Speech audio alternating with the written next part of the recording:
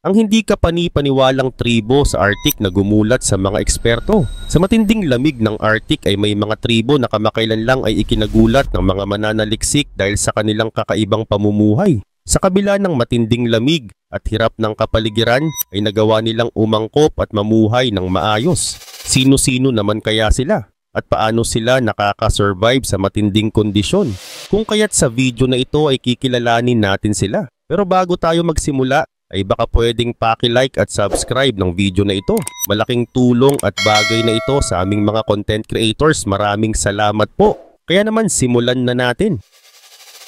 Number 1. Inuit. Ang Inuit ay isang pangkat ng mga katutubong tao na nakatira sa Arctic. Matatagpuan sila sa mga lugar tulad ng Canada, Alaska, Greenland at ilang bahagi ng Russia. Kilala sila sa kanilang husay sa pamumuhay sa matinding lamig at mahirap na kondisyon ng Arctic. Ang kanilang kultura, paraan ng pangangaso at tradisyonal na kaalaman ay nakakamangha para sa maraming mananaliksik. Ang mga ninuno ng Inuit ay pinaniniwalaang nagmula sa Siberia. Libu-libong taon na ang nakalipas ay tumawid sila sa Bering Strait at nanirahan sa iba't ibang bahagi ng Arctic. Ang kanilang lahi ay nagmula sa tinatawag na Thule people na lumipat mula Alaska patungo sa iba pang bahagi ng Arctic noong 1000 CE. Sa paglipas ng panahon ay napalitan nila ang naunang Dorset culture at sila ang naging nangingibabaw na grupo sa rehiyon. Kahit mahirap ang buhay sa Arctic, ay nagawa nilang bumuo ng maayos na pamumuhay at kultura na nananatili hanggang ngayon. Ang pangunahing kabuhayan ng Inuit ay pangangaso at pangingisda. Umaasa sila sa mga hayop tulad ng seal, balyena at caribou para sa pagkain, damit at iba pang gamit. Ang kanilang pamamaraan sa pangangaso ay kakaiba dahil kaya nilang manghuli kahit nasa nagyayelong tubig. Gumagamit sila ng harpoon para sa panghuhuli ng hayop at bihasa sila sa pagtukoy ng tamang oras para manghuli. Ang kanilang damit ay gawa sa balat ng hayop upang mapanatili ang init ng katawan sa sobrang lamig ng kapaligiran. Karaniwan din silang kumakain ng hilaw na karne dahil mahirap makahanap ng panggatong para magluto sa Arctic. Sa taglamig, ang mga Inuit ay naninirahan sa igloo, isang bahay na gawa sa blok ng yelo. Kahit mukhang malamig ay mainit ito sa loob dahil napipigilan ng yelo ang paglabas ng init. Sa tag-init naman ay gumagamit sila ng tent na gawa sa balat ng hayop bilang tirahan. Ang kanilang mga bahay ay idinisenyo upang maprotektahan sila mula sa malupit na klima ng Arctic. Number 2. Inupiat. Ang Inupiat ay isang tribo na nakatira sa hilagang bahagi ng Alaska. Sila ay bahagi ng mas malaking grupo ng Inuit na matagal nang namumuhay sa malamig na rehiyon ng Arctic. Ang pangalan nilang Inupiat ay nangangahulugang tunay na tao sa kanilang wika. Sila ay kilala sa kanilang kaugnayan sa kalikasan at sa kanilang pamumuhay na umaasa sa pangangaso at pangingisda. Ang mga Inupiat ay matatagpuan sa Northern Alaska mula sa baybayin ng Bering Sea hanggang sa hangganan ng Canada. Ang kanilang mga komunidad ay nasa mga lugar tulad ng Utqiagvik, Point Hope, Wainwright at Anaktuvuk Pass. Ang Utqiagvik ay ang pinakahilagang lungsod sa United States. Sa kasalukuyan ay tinatayang may mahigit 19,000 na Inupiat sa Alaska. Kaugnay pa nito, ang buhay ng mga Inupiat ay umiikot sa pangangaso at pangingisda. Malaki ang papel ng pangangaso ng balyena, lalo na ang bowhead whale, sa kanilang kultura. Tuwing tagsibol at taglagas ay sama-sama silang nangangaso. Kapag may nahuli, ang buong komunidad ay nagtutulungan at pinaghahatian ng karne. Bukod sa balyena, ay nangangaso rin sila ng seal, walrus, polar bear at caribou. Ang mga nakatira malapit sa dagat ay umaasa sa panghuhuli ng hayop sa tubig, habang ang mga nasa loob ng lupa ay pangunahing nangangaso ng caribou. Dahil sa matinding lamig sa Arctic, ang mga Inupiat ay gumagamit ng damit na gawa sa balahibo at balat ng hayop tulad ng caribou at seal. Ito ay nagbibigay ng init at proteksyon sa malamig na klima. Noon ang kanilang bahay ay gawa sa kahoy, lupa at yelo, pero ngayon ay marami na ang gumagamit ng modern materials sa kanilang mga tahanan. Maliban pa rito, ang wika naman ng mga Inupiat ay tinatawag na Inupiatun. Ito ay bahagi ng mas malaking pamilya ng Inuit languages. Noon ay mahigpit na ipinagbawal ang paggamit nito sa mga paaralan kaya marami ang hindi na natutong magsalita ng kanilang wika. Number 3. Yupik. Ang mga Yupik ay isang pangkat ng indigenous people na nakatira sa napakalamig na bahagi ng Arctic, lalo na sa Alaska at Russia. Malapit silang kaugnay ng mga Inuit at Inupiat. Ang ibig sabihin ng Yupik sa kanilang wika ay tunay na tao. Hanggang ngayon ay marami pa rin sa kanila ang namumuhay ayon sa kanilang tradisyon kahit na patuloy ang pagbabago sa mundo. May iba't ibang pangkat ng Yupik depende sa lugar kung saan sila nakatira. Ang Alutiik o Sugpiak ay matatagpuan sa Alaska Peninsula at sa mga baybayin ng Timog Alaska. Ang Central Alaskan Yupik naman ay nakatira sa Yukon-Kuskokwim Delta, Kuskokwim River at hilagang bahagi ng Bristol Bay. Habang ang Siberian Yupik ay nasa Russian Far East at St. Lawrence Island sa kanlurang bahagi ng Alaska. Sa ngayon ay may tinatayang 35,567 na Yupik kung saan karamihan ay nasa Alaska at ang iba naman ay nasa Russia. Napakahalaga ng kalikasan sa buhay ng mga Yupik. Umaasa sila sa pangingisda, pangangaso ng mga seafoods tulad ng seal at walrus at pangangalap ng iba pang likas na yaman upang mabuhay. Dahil sa sobrang lamig ng lugar kung saan sila nakatira, ang kanilang mga bahay ay gawa sa kahoy at lupa upang manatiling mainit sa loob. Samantala, may mahalagang bahagi sa kanilang komunidad na tinatawag na kasgik. Ito ay isang espesyal na bahay para sa mga lalaki. Sa kasgik ay natututo ang mga batang lalaki ng pangangaso, paggawa ng gamit at iba pang kasanayan na kailangan nila sa buhay. Ang mga babae naman ay may sarili nilang bahay na tinatawag na ena. Dito sila tinuturuan ng kanilang mga nakatatanda kung paano magtahi, maghanda ng pagkain at gumawa ng mga gawaing bahay. Ang musika at sayaw ay malaking bahagi ng kultura ng Yupik. Mayroon silang mga espesyal na sayaw na sinasamahan ng awitin at tunog ng tambol. Gumagamit din sila ng mga maskarang gawa sa kahoy sa kanilang mga seremonya. Ang mga sayaw at awitin na ito ay hindi lang para sa kasiyahan, kundi may malalim na kahulugan tungkol sa kanilang paniniwala at tradisyon. Sa kabila ng pag-unlad ng teknolohiya at pagdating ng makabagong paraan ng pamumuhay, ay marami pa rin sa mga Yupik ang patuloy na nagsasalita ng kanilang wika at isinasagawa ang kanilang mga tradisyon. Number 4, Aleut. Ang mga Aleut ay isang tribo na matatagpuan sa Aleutian Islands at kanlurang bahagi ng Alaska Peninsula. Kilala rin sila bilang Unangan o Unangas. Ang kanilang pangalan ay galing sa Russian language pero sa sarili nilang wika. Ang ibig sabihin ng Unangan ay mga tao. Ang Aleut ay malapit na kamag-anak ng mga Inuit sa kultura at wika. Matagal nang naninirahan ng mga Aleut sa kanilang lupain. Tinatayang nasa 2000 BCE pa sila naninirahan sa Aleutian Islands. Ang kanilang mga tirahan ay matatagpuan sa tabi ng baybayin, malapit sa tubig. May magandang daungan para sa kanilang bangka at nasa ligtas na lugar para hindi sila basta atakihin ng kaaway.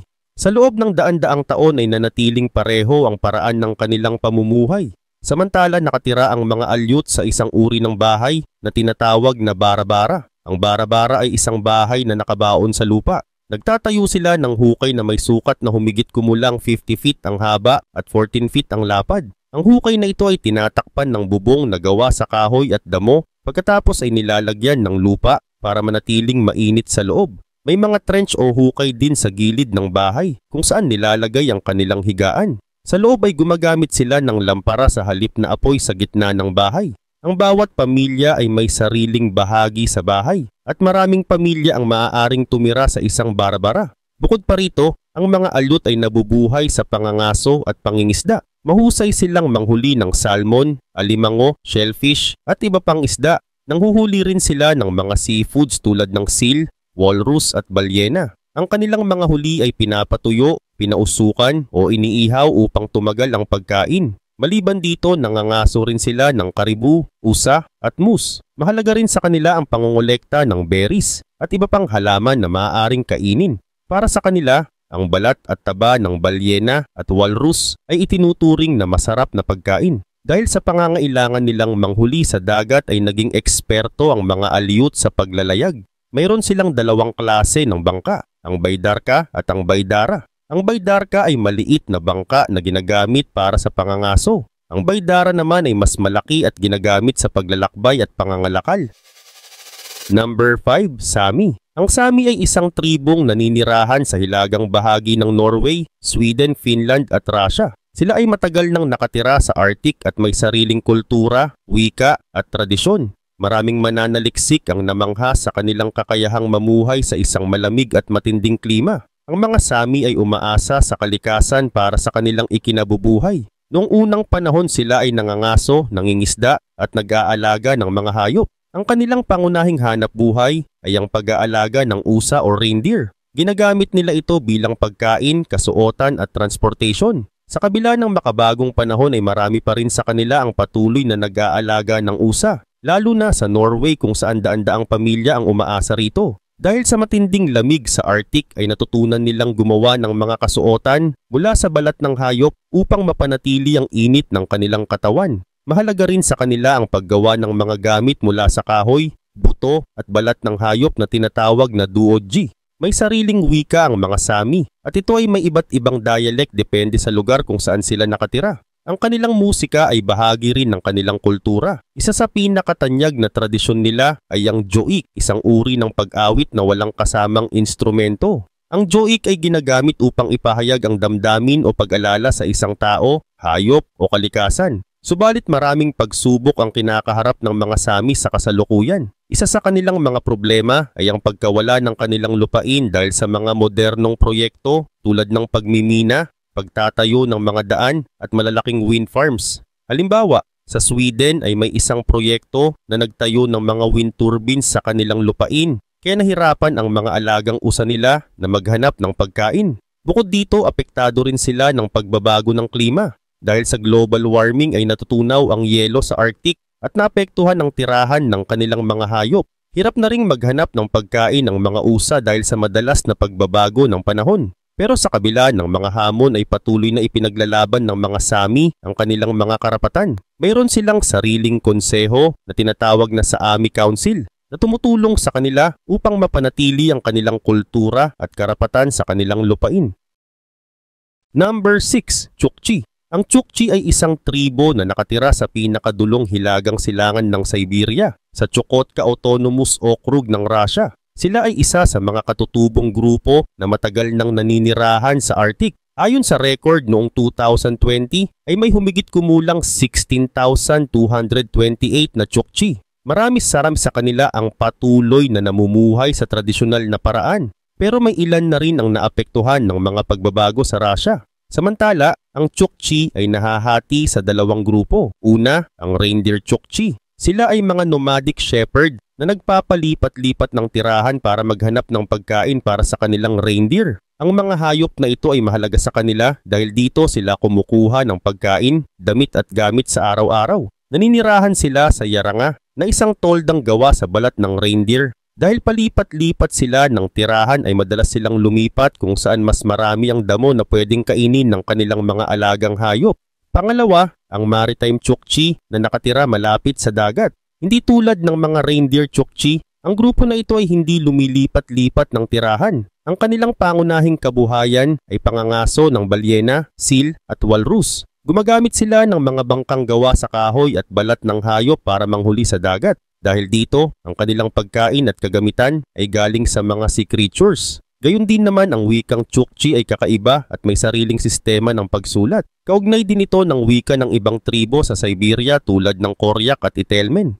Pero sa ngayon ay kakaunti na lang ang nakakapagsalita nito dahil mas maraming Chukchi ang gumagamit ng Russian language. Dahil sa sobrang lamig ng Arctic, ang kanilang pananamit ay gawa sa balahibo ng hayop para mapanatili ang init sa katawan. Ang mga lalaki ay nagsusuot ng maluluwag na t-shirt at pantalon, habang ang mga babae naman ay may mahahabang damit na gawa sa balahibo. Pareho silang nagsusuot ng mataas na bota para hindi sila lamigin sa yelo at snow. Sa katunayan, ang paniniwala ng Chukchi ay umiikot sa ideya na ang lahat ng bagay sa paligid tulad ng tao, hayop, bato, hangin at tubig ay may espiritu. Ang kanilang mga shaman ay gumaganap bilang tagapamagitan sa mga espiritu. Number 7. Evenks. Ang Evenk ay isang tribong nakatira sa Arctic, partikular sa Siberia, Russia, China at Mongolia. Dati silang tinatawag na tungus ng mga Russian noong 17th century. Ang populasyon nila ay tinatayang nasa 70,000 na tao at karamihan ay nasa Russia at China, habang ang ilan ay nasa Mongolia. Kilala sila sa kanilang nomadic o palipat-lipat na pamumuhay at sa pag-aalaga ng reindeer. Ang Evenk ay nanghuhuli ng hayop at nangangalaga ng usa para sa pagkain, kasuotan at transportation. Nakatira sila sa isang tolda na conical shape na tinatawag na chum at gawa sa kahoy at balat ng hayop. Madaling buwagin at dalhin ang kanilang bahay, kaya bagay ito sa kanilang palipat-lipat na pamumuhay. Sa taglamig naman ay maliit lang ang kampo nila, kadalasan ay isa o dalawang pamilya lang. Pero sa tag-init ay mas maraming pamilya ang nagsasama-sama sa isang kampo. Hindi tulad ng ibang tribo sa Arctic ay bihira silang gumamit ng sled at mas madalas nilang ginagamit ang mga usa bilang pangkarga. Kapag naglalakad sa yelo ay gumagamit sila ng snowshoes o ski para hindi lumubog sa malambot na snow. Gayun din naman ang wikang ginagamit nila ay tinatawag ding evenk. Marami rin sa kanila ang natutong magsalita ng Russian, Buryat at Yakut dahil sa pakikisalamuha sa ibang grupo. At noong 1979 ay 42.8% na lang sa kanila ang marunong pang magsalita ng sariling wika, habang karamihan ay mas madalas nang gumamit ng Russian. Pagdating naman sa relihiyon, karamihan sa kanila ay naniniwala sa shamanism. Ang salitang shaman mismo ay galing sa wika ng evenk. Ang shaman ay isang spiritual leader na may kakayahang makipag-usap sa mga espiritu ng kalikasan. Naniniwala sila na ang shaman ay may kapangyarihang magpagaling ng may sakit, magbigay ng hula at magprotekta sa tribo laban sa masasamang espiritu. Kaugnay pa nito, noong 17th century ay nakipag-ugnayan ng evenk sa mga Russian. Nang dumating ang mga Cossack na isang grupo ng Russian soldiers ay pinilit nilang magbayad ng buwis ang evenk gamit ang balahibo ng hayop. Dahil dito ay napilitan ang ibang evenk na lumipat sa silangang bahagi ng Siberia hanggang sa isla ng Sakhalin. Sa panahon naman ng Soviet Union ay sinubukan ng gobyerno na gawing mas moderno ang pamumuhay ng evenk. Pinilit silang manirahan sa iisang lugar at iniwan ang kanilang nomadic na buhay. Number 8. Dolgan. Ang Dolgan ay isang maliit na tribo na nakatira sa napakalamig na bahagi ng Siberia, Russia, lalo na sa Taimyr Peninsula. Ang kanilang populasyon ay nasa 7,000 katao lamang. Karamihan sa kanila ay nakatira malapit sa mga ilog tulad ng Dudipta, Keta at Katanga. Dahil sa matinding lamig, ay kakaiba ang kanilang paraan ng pamumuhay kumpara sa ibang mga tao sa mundo. Samantala, ang Dolgan ay isa sa pinakabatang tribo sa Arctic. Nabuo sila noong 19th century mula sa pagsasama ng iba't ibang grupo tulad ng Yakut, Evenk at Nenets. Pero sa kabila ng pagiging bagong tribo ay napanatili nila ang kanilang natatanging kultura at tradisyon sa loob ng mahabang panahon. Ang wika ng Dolgan ay tinatawag ding Dolgan at bahagi ito ng Turkic na grupo ng mga wika. Noong una ay akala ng mga eksperto na ito ay isang dialekto lamang ng wikang Yakut, pero kalaunan ay kinilala itong hiwalay na wika. Dahil na rin sa sistema ng edukasyon ay marami rin sa kanila ang marunong mag-Russian. Gayun din naman ang kanilang pangunahing hanap buhay ay pag-aalaga ng reindeer, pangangaso at pangingisda. Mahalaga ang reindeer sa kanilang buhay dahil ginagamit nila ito sa maraming bagay tulad ng pagkain, transportation at paggawa ng kasuotan. Tuwing taglamig ay bumababa sila sa mas mainit na lugar para maghanap ng pagkain at tuwing tag-araw ay bumabalik sila sa mas malamig na bahagi ng Arctic. Dahil dito ay madalas silang palipat-lipat ng tirahan. Dahil sa matinding lamig ay kailangan din nilang magsuot ng makapal na kasuotan na gawa sa balat ng reindeer. Ang kanilang sapatos, sombrero at coat ay gawa rin sa parehong material upang mapanatili ang init ng kanilang katawan. Ngunit sa halip na tolda ay gumagamit sila ng isang espesyal na bahay na tinatawag na balok. Ito ay isang maliit na kubo na may insulation upang protektahan sila sa matinding lamig. Dagdag pa rito, ang pagkain ng Dolgan ay simple pero akma sa kanilang klima. Kadalasan ay kumakain sila ng karne ng reindeer, isda at ibon tulad ng gansa at pato. Hindi rin sila mahilig magluto ng komplikadong pagkain. Kadalasan ay kinakain nila ang mga ito ng hilaw, nagyeyelo o pinakuluan. Nangongolekta rin sila ng berries at halamang nakakain tuwing tag-init.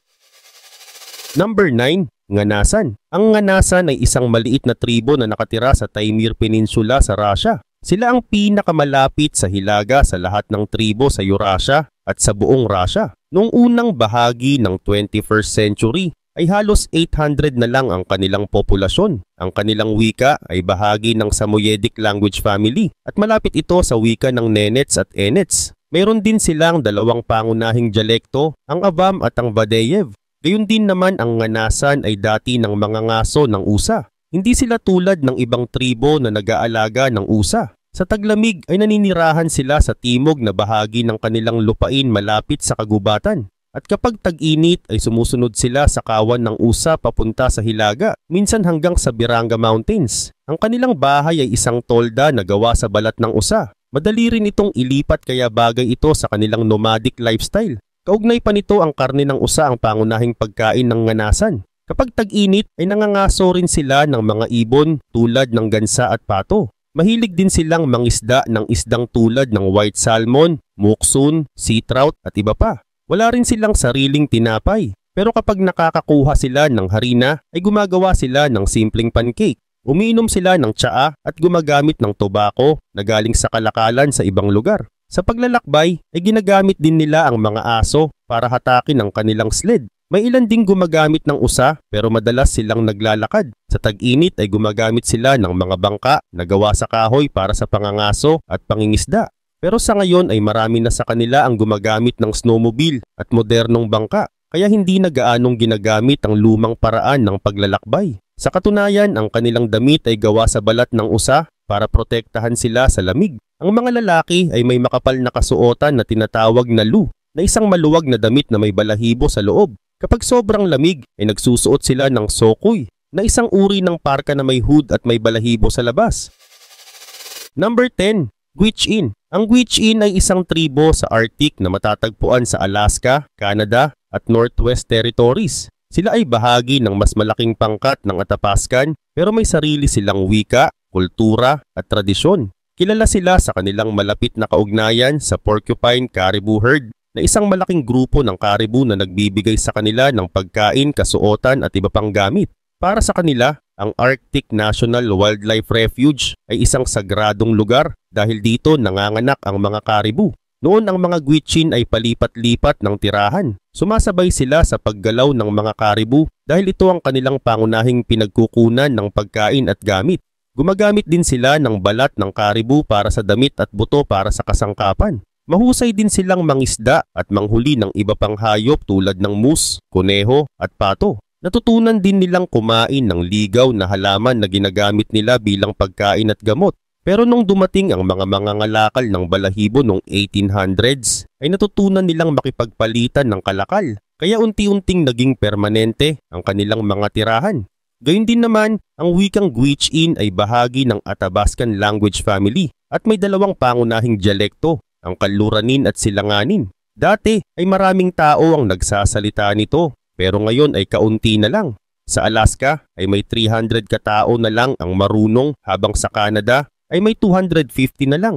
Dahil dito ay itinuturing itong nanganganib na wika. Sa kabuuan ay may 9,000 Gwich'in sa Alaska, Yukon at Northwest Territories. Bawat lugar ay may sariling paraan ng pagsasalita, kaya minsan ay magkakaiba ang pananalita nila depende sa location. Sa kabila nito, isa sa pinakamalaking problema ng mga Gwich'in ngayon ay ang oil drilling at pagmimina sa kanilang lupain. Maraming kumpanya ang gustong maghukay ng langis sa Arctic National Wildlife Refuge, pero ito ang lugar kung saan nanganganak ang mga caribou.